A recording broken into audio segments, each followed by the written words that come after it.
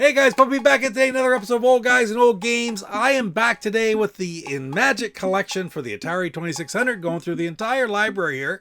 And today I am at the very first prototype game from Imagic that didn't get released back in the day. Of course, that's why it's a prototype, right? And that is Cubicolor.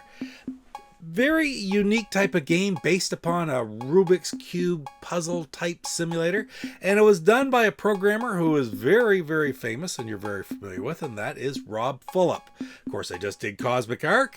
And he also programmed Demon Attack as well as Fathom from Imagic. And he also worked for Atari back in the day, did Night Driver, did the absolute one of the best games on the system, Missile Command, one of the top sellers as well, along with Demon Attack. Yeah, pretty impressive stuff, let me tell you. But he was kind of getting tired of doing just shooting death from above type games that he liked to call them. Yes, they were popular, but programming wise, he wanted to do something a little bit different. So he was on a trip over to Hungary, he says. A lot of this information you can find on Atari Compendium. I'll put some links down below. There's different pages, an interview with Rob Fulop where he talks about it a little bit. There's also a page that has a list of all of the different owners of the Cubicolor, at least that they know about, because there are some out I'll tell you about in a minute. And yeah, lots of, even a post, a copy of a post, a link to it from Rob Fulop himself explaining how the prototypes got out into the hands of the public. Because back when he created the game, like I say, right after Cosmic Ark, he did Demon Attack, did Cosmic Ark, then he created this game before he did Fathom. But Imagic refused to release this game. They basically rejected it. So he ended up with 50 or 60 copies himself and released those over time. He released the first batch back in the 90s. And there's a list, like I said, on there that you can check out that shows all the different people who have them. They're all numbered and such. He had a certain box. I'll show pictures of it here. There was a little instruction sheet with them. Very, very neat. I'd love to have one. Of course, many people would love to have one of these. They're worth a lot of money nowadays. He sold them back in the day for like $50. Then later on, he found another 10 and sold those for $100 a piece, which still would be a pretty good bargain for what you would get for one today. But anyway, yeah, that entire story is in those links if you want to check those out to read some full detail.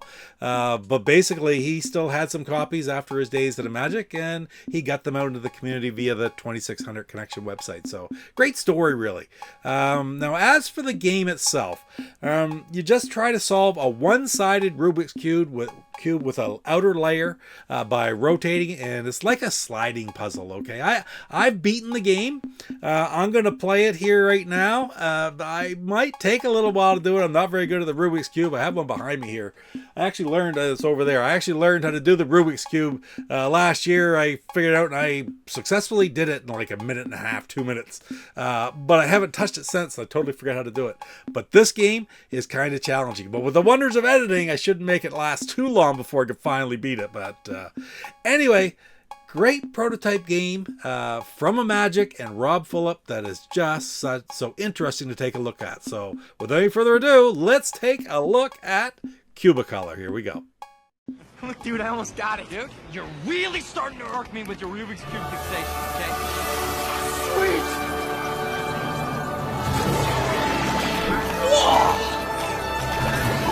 All right, here we are with Cubicolor. Two players who play the game. You're basically trying to solve it faster. This is just sort of the opening screen where it's flashing on the outside. You can see the 9 blocks in the middle. What it's going to do is it's going to show us a little template beside it, and we're going to try to manipulate the squares to get into that position first and foremost. That's how you win. You get a point. I'm just going to try to beat it once. That will be the goal. It's I'm not good at these slider puzzles. It is a little bit more like that to me than a Rubik's Cube, except for you don't have to get the outer ones, the outer rim. That doesn't matter. It's only those inner 8 or 9 blocks that matter. So, all right, start her up.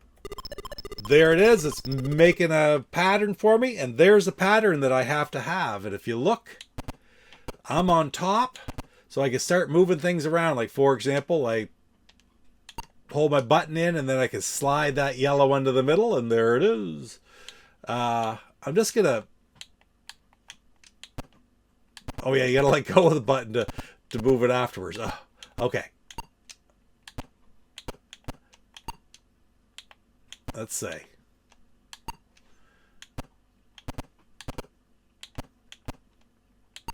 see what else I have here. So that red's got to be there. I got red and yellow. Let's see where I want to go. That green has to be there. That yellow is right. I need another red up there, so I'll try putting this one in.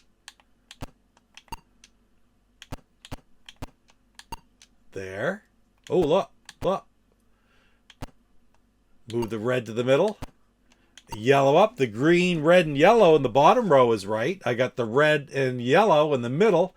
See another red. So, where am I? I'm halfway there. No, yeah, I got 5 out of the I got 5 out of 9 in the right spot already. Trouble is, it gets tougher from here. All right, where are we going here? That red is correct. I need a brown in that one. So what if I do this? I'll put a brown down there. So I got the brown, red, and green. Okay.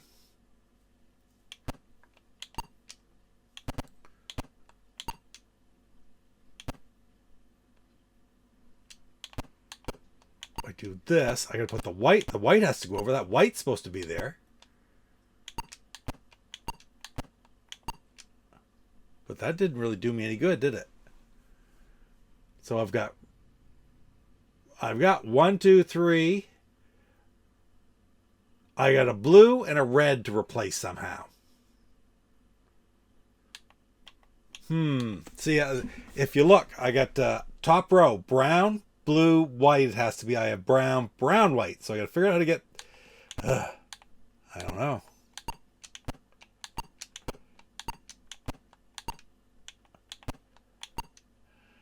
Okay.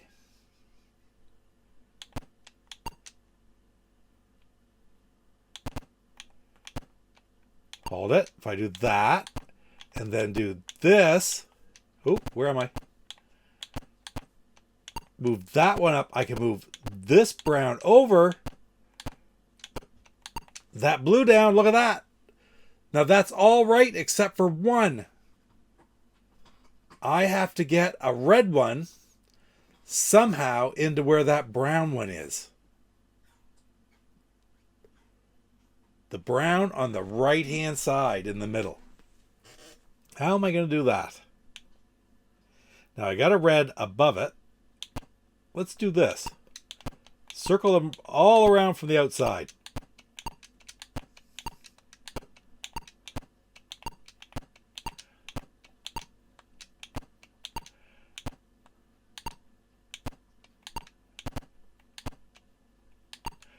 There. Now,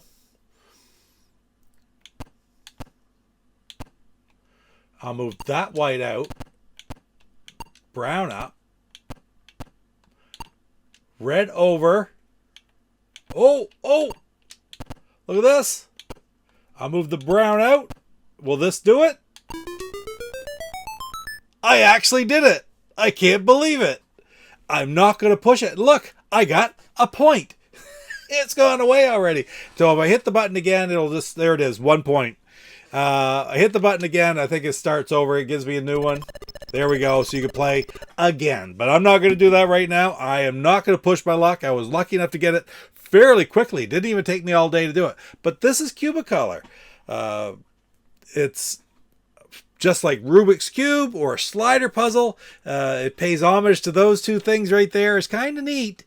Absolutely. I use the word all the time, but it's an interesting, different type of game, and I can understand why Rob Fulop wanted to make something like this, as opposed to all the different shooters that he had been making and getting kind of tired of, maybe, but that's what was selling, and this one didn't get released, but I sure wish I had a copy now. Anyway, let's get back over to the other screen. Where am I going? Right there. And that was Cubicolor. the ROM is available out there if you want to play it. Absolutely, positively, it's out there and available. Check out Atari Mania. The links are down below, the different sites that I use to do some of the research for these games. And it's so much fun to learn about these games. It's part of the reason I enjoy doing these series and playing these games. Whether it's the Xbox games behind me, going through the gameplay videos, check out some of those that I do. Shorts as well as long-form gameplay videos for different games according to the alphabet. So I go through eventually every single one of the games and play it, or the Atari ones to go through an entire library like I am here with Cubicolor, which I wasn't even aware of before I started looking into all these games. It's a lot of fun, and I really do appreciate you coming along with me on the journey. So don't forget to like, comment, subscribe. It really does help the channel, and I appreciate it very much, and we will see you in the next one. There'll be another Old Guys and Old Games very soon, and check out the other videos as well. You take care. Papa Pete, the old ass gamer. Papa Pete, the old ass gamer. If you have Hey, this is Ferg from the Atari 2600 Game by Game podcast, and you are watching Papa Pete, the old guy gamer. What the hell?